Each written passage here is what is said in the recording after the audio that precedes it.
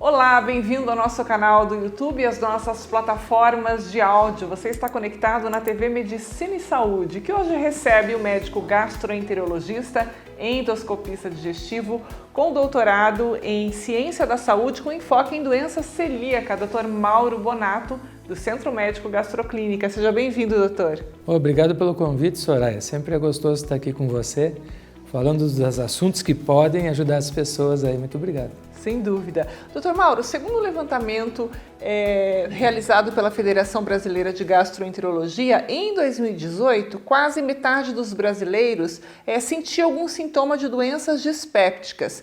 Esses dados podem ajudar na elaboração do perfil dessas doenças, uma vez que com a chegada da pandemia de Covid-19 aumentaram as queixas de problemas digestivos e se tornaram recorrentes nos consultórios médicos. Como é que anda a saúde digestiva do brasileiro, doutor Mauro? Então, você falou uma palavra, dispépticos, né? E é uma palavra que significa má digestão. E quando a pessoa tem esse sintoma, né, que ele pode ser uma lentidão no aparelho digestivo, pode ser dor e pode ser misturado os dois, né? A gente chama de dispepsia desmotilidade, tipo úlcera e mista. Esses sintomas, Soraya, são 80% em média, assim, não tem uma estatística fidedigna, dos sintomas do aparelho digestivo. Quer dizer o quê? Que a pessoa tem os sintomas, né? Ela tem uma dessas sensações no seu organismo, estou falando do aparelho digestivo alto, né? Estou falando do estômago principalmente, e não tem substrato orgânico, quer dizer, não tem uma doença orgânica ali, é só sintomas, né? Claro que a gente tem que fazer avaliação com laboratório, muitas vezes endoscopia, ultrassonografia para afastar a doença orgânica, mas a partir daquele momento torna-se funcional. E você falou que aumentou, como é que anda os consultórios? Sim, a pandemia causou vários problemas psicológicos, emocionais, físicos, por não praticar esportes, né? Por ficar em lockdown, e isso afetou muito, né? As pessoas começaram a aumentar peso, né? Não fazer exercício, então juntaram as coisas. E a vibração do planeta, né? Com tudo isso, e mais ainda o conflito de guerras, né? Verdade. Todo esse conflito. E agora eu estava ouvindo ali, a inflação vai explodir daqui para frente. Então, quer dizer, tudo isso mexe com o emocional, com a vibração, como eu disse, primeiramente da pessoa, e isso gera no planeta inteiro. E aí as pessoas não estão dormindo bem. A insônia é tão comum agora, sabe? Não vou falar dos sintomas do Covid, né? Que estão ficando assim. Pós-Covid, né? Pós-Covid, muitos sintomas. Eu tenho observado isso nos consultórios, a questão da insônia. Difícil a pessoa não questionar, não queixar, desculpe, algum sintoma relacionado à fraqueza, memória, cabelos, etc, etc, etc, que o Covid deixou, né? Como lembrança do Covid deles. Mas, enfim, o que eu quero dizer é que realmente a gente está numa fase ruim, assim, no sentido, tem que rever tudo e começar a agir, né, na saúde, porque, vou começar de novo, fazer meu exercício, outro, preciso emagrecer, e realmente afetou o aparelho digestório, como a gente chama, a gente não gosta dessa palavrinha, mas, enfim, é isso. Então, realmente influenciou a vida das pessoas e muito. Agora, estamos saindo, né? Ainda ela está por aí, mas estamos saindo e temos que ter fé, crer, né? Temos que ter a crença que a gente vai melhorar, né? Desse problema, né? Que nos atingiu para nos dar algum chacoalhão, né? Que não sabemos, né? Espero que todos pensem nisso e reflitam, porque realmente foi um chacoalhão, né?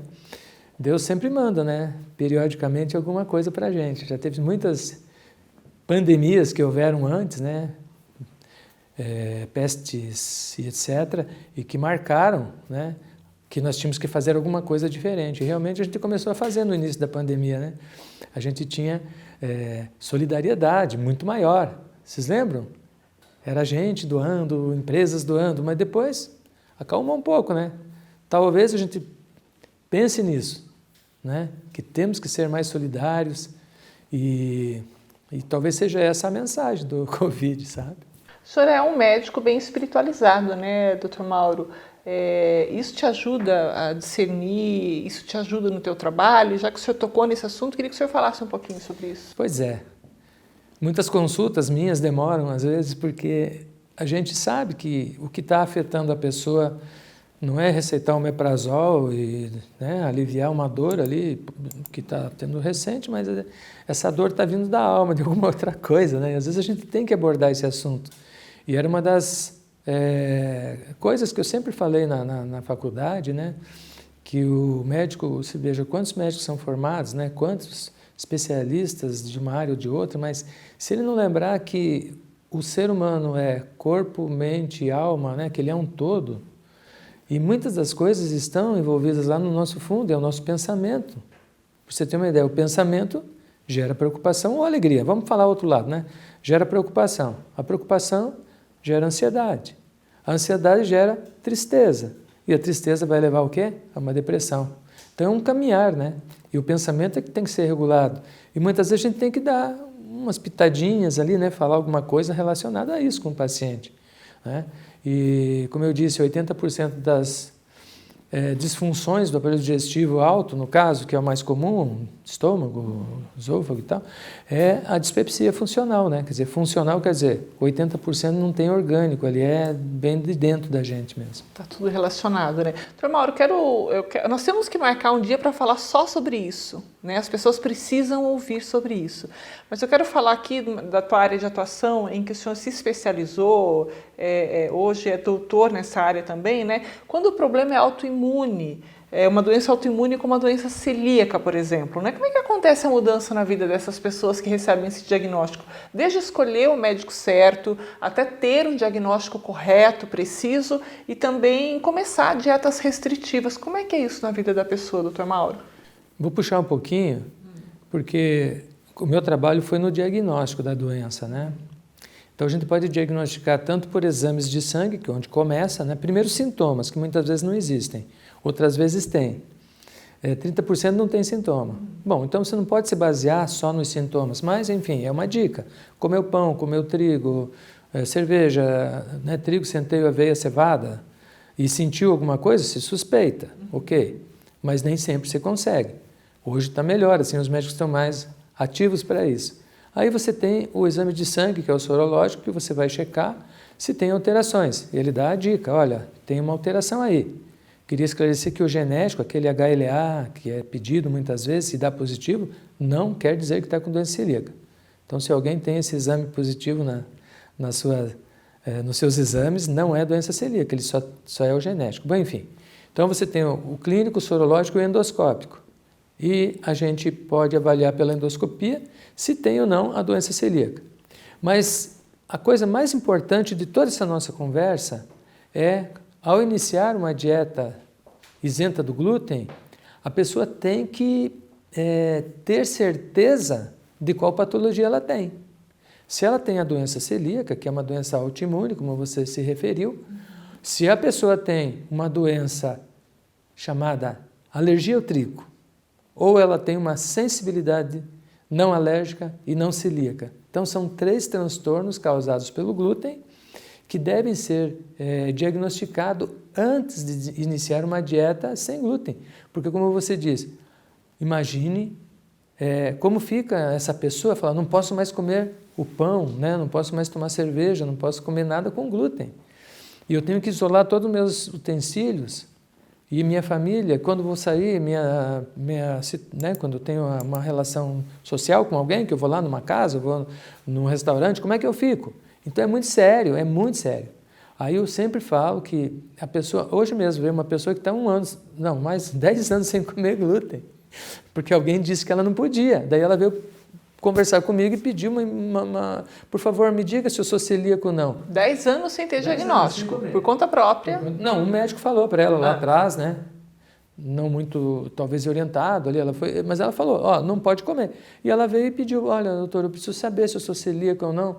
Mas o problema é que se eu como, eu não consigo, eu fico com sintomas assim, assim, assim. Então eu não posso iniciar uma dieta com glúten para ela para poder fazer o diagnóstico.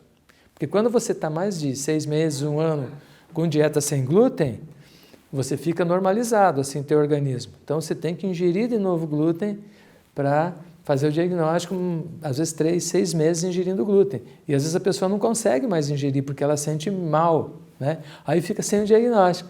E qual a diferença? Que o celíaco não pode comer mesmo, não pode se contaminar nada, 0 glúten. E o sensibilidade pode comer, só não é uma doença assim, que causa problemas autoimunes.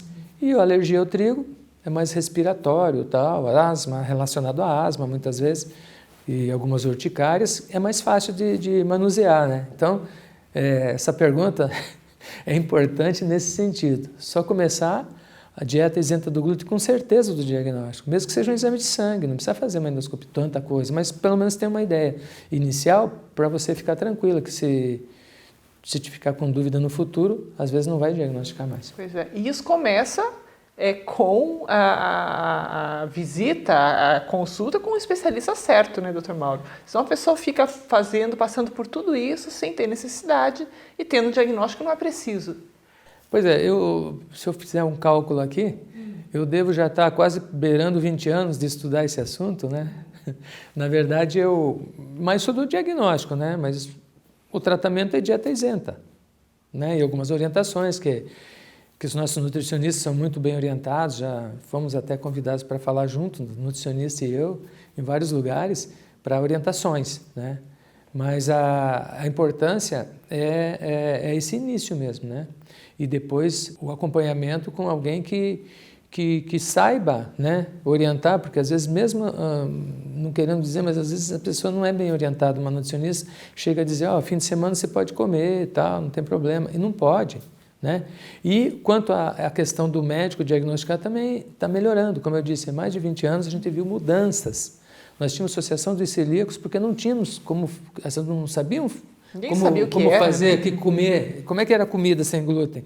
Então elas começavam a treinar, faziam tortas, tal, era muito gostosas, por sinal, na nossa associação dos celíacos.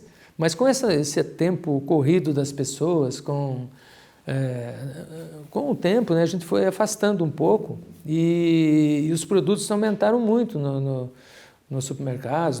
Tem uma gama de ofertas hoje. Então você né? hoje tem mais facilidade. Aí a pessoa também no Google já procura uma receita e aí faz com facilidade. Não é problemático. Você pode comer carne, pode comer feijão, arroz, mandioca, batata, frutas, verduras, legumes. Você só não come o pão, né? Mas você pode comer pão de milho, você pode comer pão de batata. Tem muitas opções, então não é o terror isso. Só tem que saber se é celíaco ou não. Exatamente, tem que ter essa segurança no diagnóstico. Gente, eu conversei com o Dr. Mauro Bonato, que é uma autoridade no assunto de doença celíaca. Eu vou deixar aqui o Instagram do Dr. Mauro. Se você tiver alguma dúvida, quiser fazer alguma pergunta, ele está no Instagram. Você só vê se está certinho o endereço. É @Bonato, com 2 T's, Mauro W. Está aí aparecendo no seu vídeo, tá? E também @GastroCascavel. Se você quiser informações, quiser marcar um horário para tirar dúvida, o Dr. Mauro, como ele falou, a consulta dele é longa, porque ele investiga tudo mesmo, né, Dr. Tem os Mauro? familiares, que tem que explicar dos familiares, porque é transmissível, né? É transmissível geneticamente. Sim, tem tudo isso, né? Mas olha, tem muita coisa que você pode descobrir acessando o Instagram do Centro Médico Gastroclínica e também do Dr. Mauro Bonato. Doutor, obrigada por estar aqui conosco. Eu sei que sua agenda é super corrida, né? Não, normal, né? Tem que trabalhar. Tem que trabalhar. Mas que bom que o senhor pode estar aqui conosco e vamos marcar para falar sobre espiritualidade e saúde, combinado? Combinado, muito interessante, pessoal. Muitas patologias, muitas doenças nós podemos minimizar com a fé, né? Com a fé numa questão assim de mudança interna. Que bom, doutor Mauro. Obrigada. Boa semana para o senhor, hein? Obrigado, Soraya. A gente vai ficando por aqui. Você já sabe, se quiser acessar mais conteúdo sobre saúde, qualidade de vida e bem-estar, TV Medicina e Saúde. A gente se vê. Até mais. Tchau. Até mais.